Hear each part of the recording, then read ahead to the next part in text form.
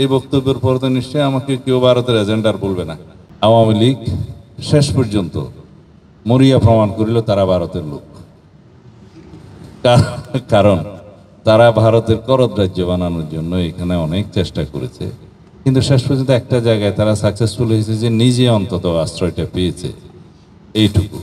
তারা আমাদের বিরুদ্ধে বলতো যে বিএনপি ভারত বিরোধী, বিএনপি ভারতের পছন্দ করে না, আওয়ামী লীগ ভারতপন্থী দল। একমাত্র স্মার্ট সিটি বসুন্ধরা, আধুনিকতায় এক ধাপ এগিয়ে।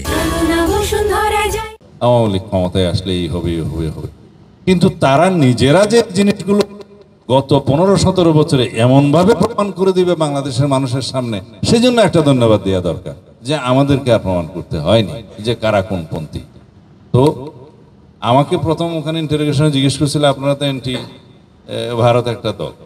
আমি বললাম যে আপনাদের একটু বুঝতে অসুবিধা হচ্ছে, আমি পুরো বাংলাদেশি, আমি বাংলাদেশের পক্ষের লোক, আপনাদের বিরুদ্ধে সেটা ঠিক।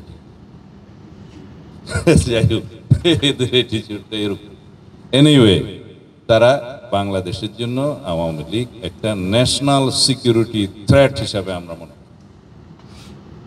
যারা বাংলাদেশের অস্তিত্বটাকে বিশ্বাস করে, বাংলাদেশটাকে শাসন করবে, বাংলাদেশটাকে শোষণ করবে, কিন্তু বাংলাদেশকে কোনোদিন বাংলাদেশের অস্তিত্বটা বিশ্বাস করবে না, সেটা একদম প্র্যাকটিক্যালি প্রমাণ করে দিয়ে নিজে ওখানে আশ্রয় নিয়ে নিল।